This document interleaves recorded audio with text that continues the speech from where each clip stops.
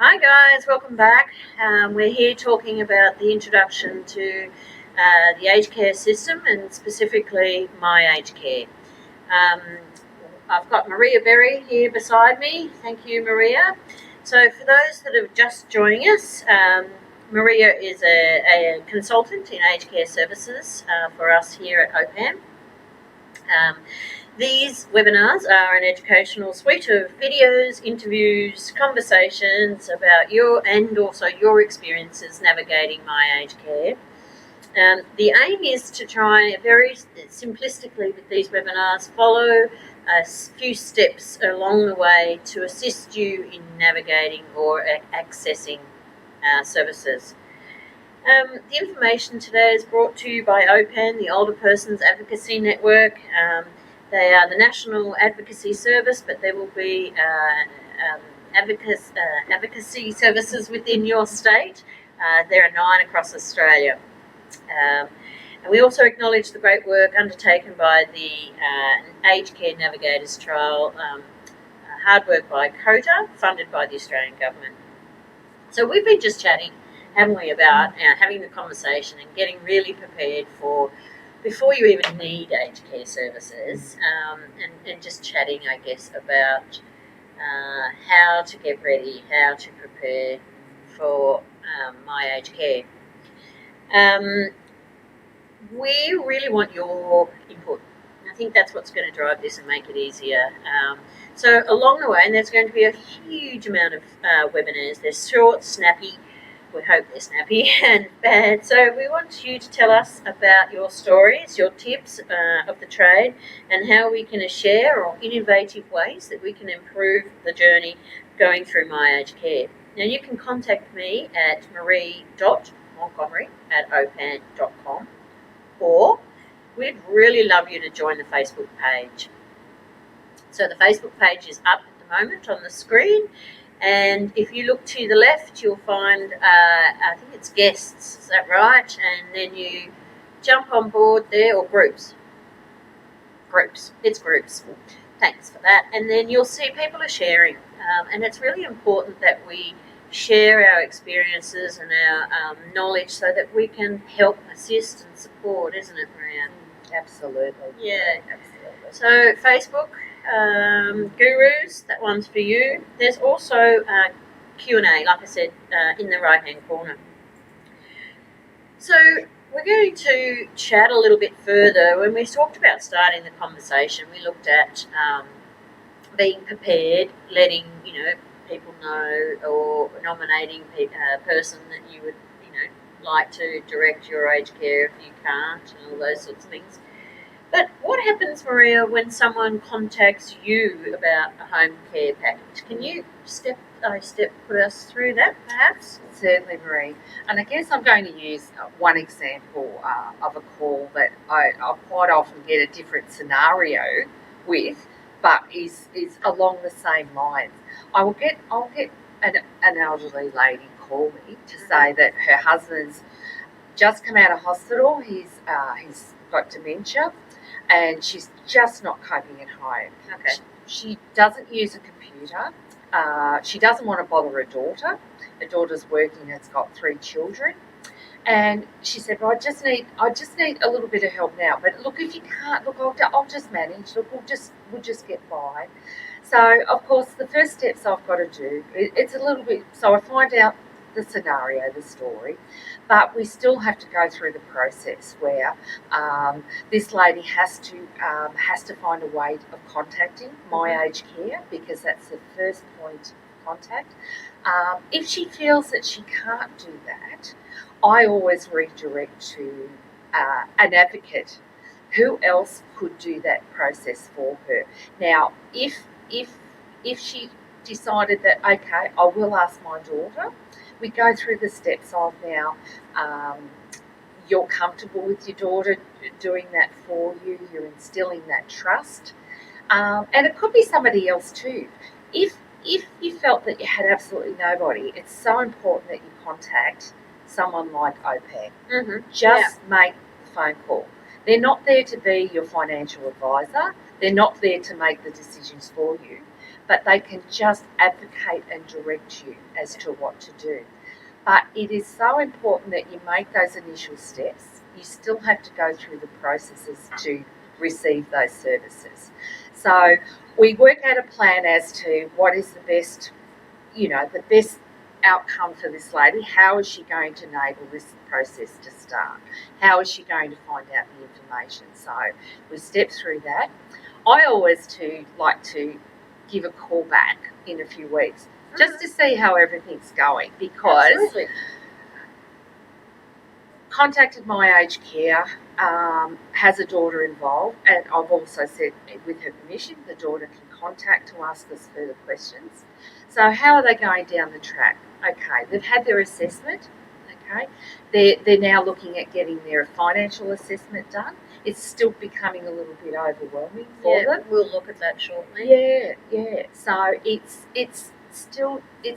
the processes that we have to take to do it.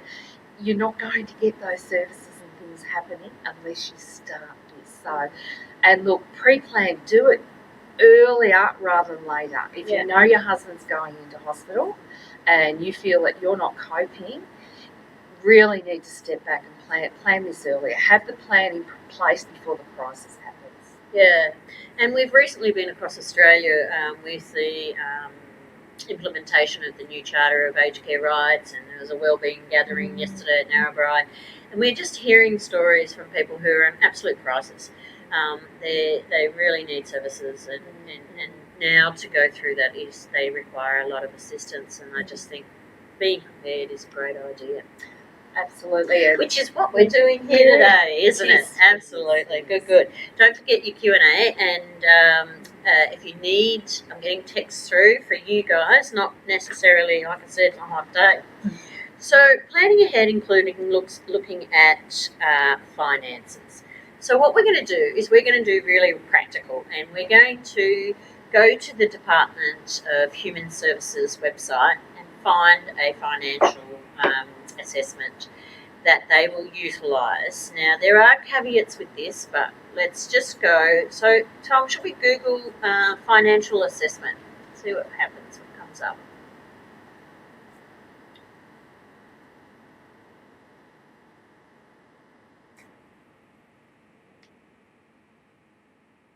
Okay, so we're right at the top. That's great. That's fantastic. So click on that one. Alright, so anyone can do this if they've got access to a computer. Now, I will say go to your library as well. They'll help you, local library or community group. They can help you. So there we go. We've got the aged care fees income assessment form. Now, if we just open that, then the blue hyperlink there, the form will come up. Now, it's the official governmental form. We did check the date on this one. It was the 28th of June of this year, so it's up to date.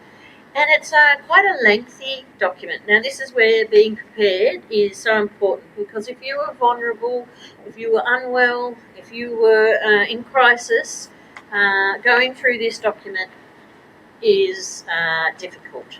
So I will read that this is the caveat. If you receive a means-tested Australian income support payment from Centrelink, such as the age pension or disability support pension, or you receive Department Veterans Affairs service pension or income support supplement, you do not need to fill this form in. Okay, so just be aware of that as well. Now, we're going to look quickly at, I think it was pages 5 to 8. This is the income that you will be assessed upon. Income may include. I'm just scrolling through. I have the most amazing help here today. It's a great group, aren't we? So when you find somebody that looks at this, what sort of response do you get, Maria? I usually get, this is too hard and it's very overwhelming, particularly because of what's actually currently going on within their own home and for them right now emotionally. But again, it's about reaching out. It's about asking for the help through this and the support, and the help and support is there. It is a process that we do have to go through, And when you've got a list of wording, it can be really overwhelming. But again, it's having someone to talk that through with you. Yeah. Going through your advocacy networks. Yeah. You might have a current service in place. Say you're receiving the Commonwealth Home Support Program, and you're with an organisation and you're really happy with them. Don't be afraid to give them a call and ask them the questions as well. Yeah. That's really important. Yeah. Good. And I think the other thing is, if you have a financial advisor or someone that's been doing your tax for years or looks after your farm or your business or whatever, give them this form and so that you can compile this information. Yeah. All right, so some of the words that are within this are gross income, compensation or damage payments. Getting some of this information is going to take time. Yeah. Absolutely, and that's why we kept saying, have these things in place. Have them already in place, even if you think, I'm not going to need this, I don't need this. But the time that it's taking at the moment, you do need to really get in early. Okay, yeah, absolutely. I guess particularly if you're, again, I say, if you're in crisis and you're vulnerable, getting this together would be a nightmare. Oh, it is, and I've had clients that I've had to re-ring because they've said, I can't do this, it's just too hard. It's too hard right now.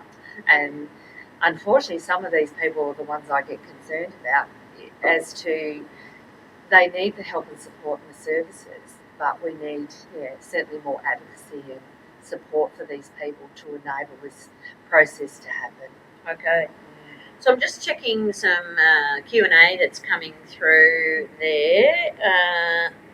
Older people often do not want people coming into their home to complete an assessment. What can we do in this case? Now, I guess you're talking about a care package assessment. Yeah. And that, yes, I quite understand, and that's the case. And it is your home. It is. One of the biggest issues for, I think, a lot of older Australians at the moment is when you're starting on this journey, you don't know this person, and it's having that trust. And it is such a big thing. But what I say to you, you don't have to be alone in your home. You can have somebody with you. Perhaps you've got a friend or a neighbour or someone that you trust. Perhaps having your daughter there. Perhaps this is something in the future we need to look at, is having someone there with that person. Absolutely. Yeah. And I'm sorry I didn't get your name, but thank you for the question. But you brought up a really important thing. Maybe we need to be quite innovative about how we present this to the person. I mean, this is their home. We need to be very, very aware of their rights and their requirements, and I guess produce this in ageing positively. Yeah, absolutely. And I guess that's why I like to, if I take a phone call, it's a process, and try and slow it down as much as I can and take the time to develop that relationship with the person on the phone. So that not just talking to an absolute complete stranger. Okay. It's breaking down and having a couple of conversations, and that's really important. Great, that's important. So back to the financial planning. Now, we're not financial gurus. I'm a nurse. I'm not a financial guru. We will have a webinar totally, what's the word I'm looking for, dedicated to that in the future. We will promote that. We will be very clear on what webinar it is, but if any of those financial issues or concerns, especially also a power of attorney, guarantors and all that sort of thing, we need to bring in someone that has the background, which we will do. There'll be a suite of videos. Yeah, beautiful. Excellent. All right. So we're going to be talking about, which we think also in the starting conversation, number one in our journey plan. Should we have a quick look at the journey plan again?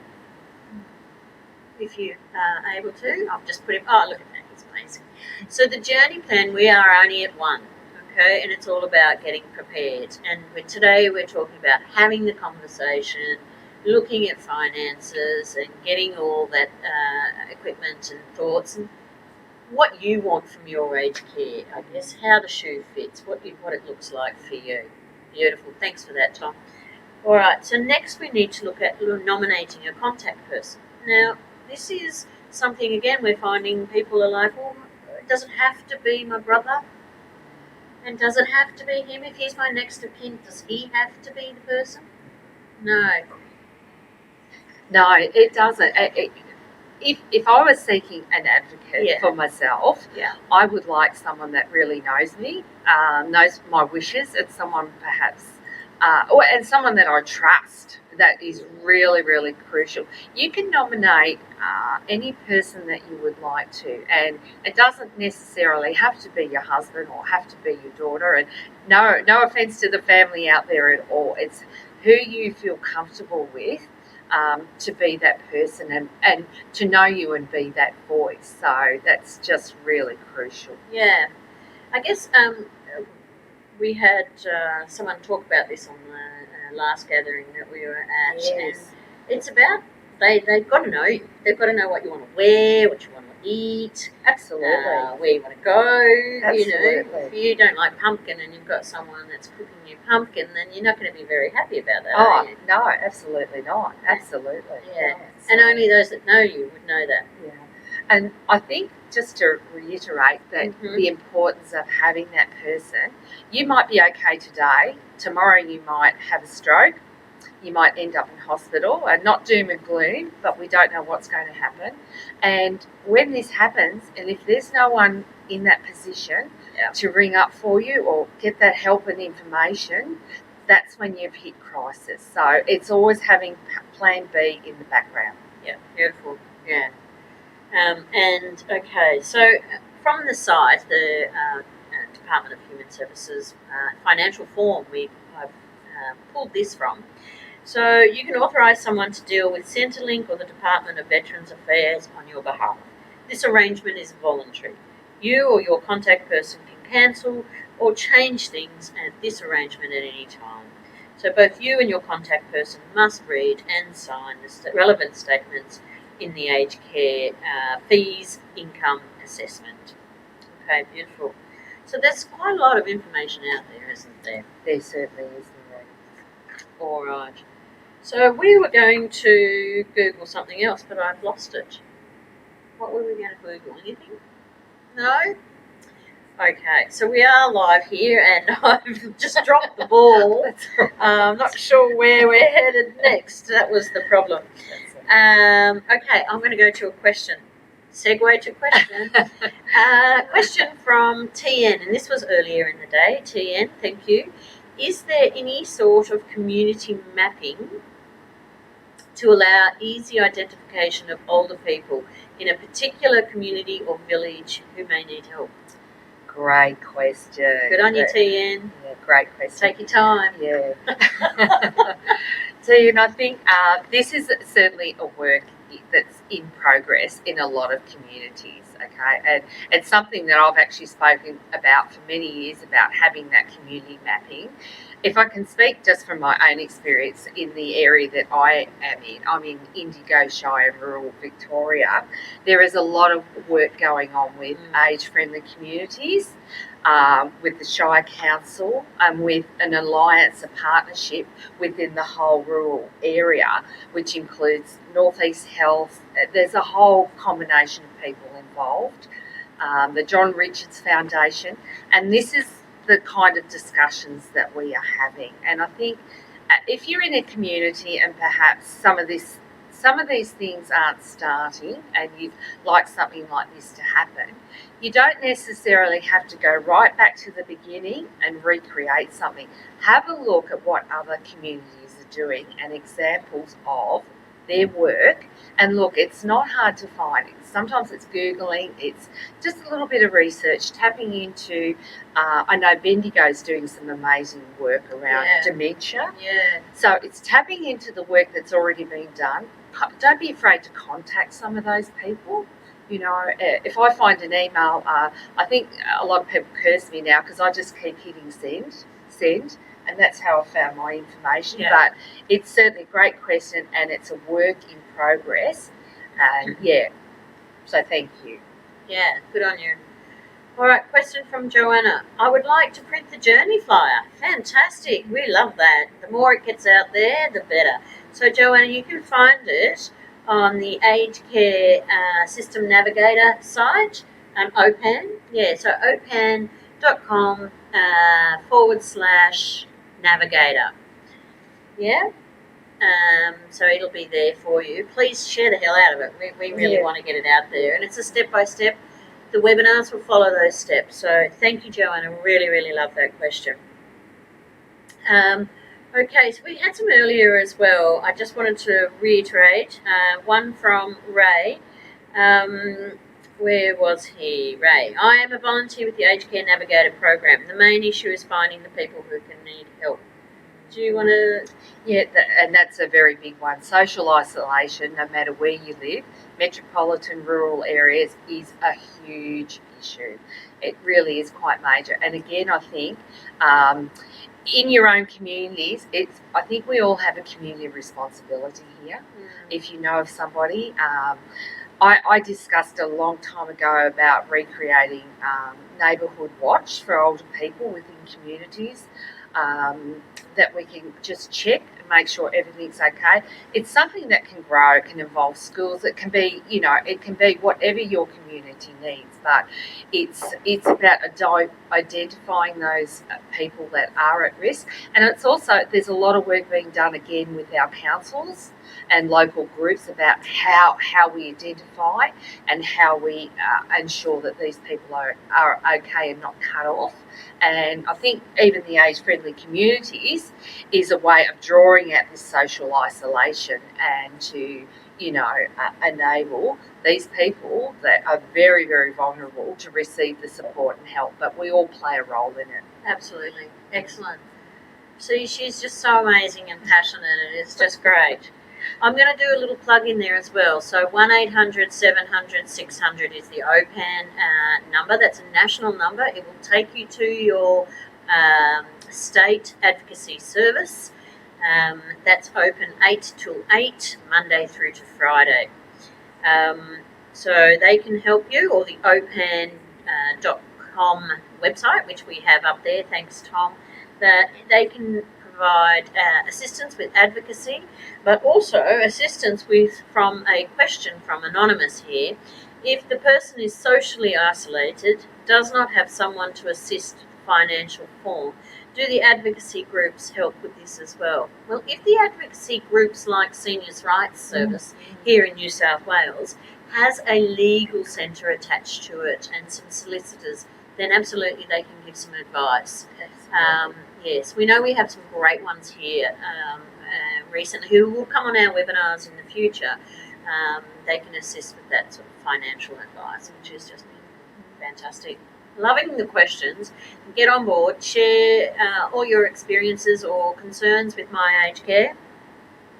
I guess at this point as well, I just wanted to acknowledge that any older person finding it harder to do the things that they used to do, or would be eligible, maybe eligible for services, and they would include shopping, cooking, cleaning, transport. What's that about? Well, transport can be about taking to appointments. It can be going up the street having a cup of coffee. It can be shopping. It can be a visit to a friend. It can be anything. All right, good. So any of these services could cover that sort of. Absolutely, and there's also social support, Maureen, with these services. You can have social support or respite as an individual service, and when I say social support, it can be in the home. Someone could come and play cards, do some meal preparation, maybe some light duties that might help you, and also sit down and have a conversation and make a cup of tea with you. Yeah. So yeah. Excellent. Good. Great. So, key messages for the day. Key messages for today are: look, voice up, plan ahead. Be prepared. Be prepared. Absolutely, be prepared. Yeah. It's happened in my life. I'm in my 50s, and a couple of unforeseen accidents happened, and it really rocked my boat. So preparation is key. Very key. And that's a nice segue. There's a Rock Your Boat yes, there is too. Conference coming up in July as well, which looks really good. Okay, finding services is something that we need to look at as well in your area. So just have a look, ask around, see what services are available. The librarians and the council usually are really great help as well, community centres. Yeah. And your hospitals, Gateway Health, your doctors, your practice nurses when you go in, have the conversation. Yeah. And if they don't know, they can direct you to someone that can help you. Yeah, absolutely. So from here today, we're going to have a bit of a 2-week break. We'll be back again, same channel, same times. We will promote these, so please follow us on the Eventbrite and the OPAN website. OPAN.com, and you'll /navigate. You'll find the invites to the next webinars, and also a little bit of an idea of what we'll be doing. But it'll follow the journey planner.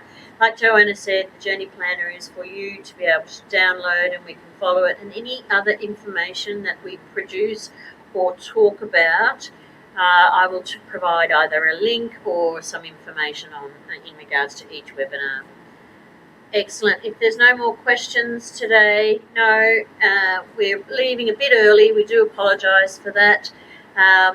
We must have talked a bit faster today. I think we did, Marie. So, but look, to everyone out there, I think this is an amazing opportunity to provide your input as a consumer, and older people are consumers because they're out there in the market shopping for what they want with the care. So, look, bring your ideas, bring your voices into this, because I think it's a wonderful opportunity, and some great work can be done from this. I really great sharing too. A collaborative sharing. Absolutely. We do better together, don't we? Absolutely. Yeah. It's all about our older Australians, and really supporting and educating and involving them, because this is what is it? Don't do it without my about me. Do it with me, not for me. Is that what you mean? Do it with me, not absolutely. For me. Beautiful. So, all right. So next time we're looking at registering with My Aged Care. So thank you so much for your time. We look forward to seeing you next time. Thanks, everyone. See you. Bye.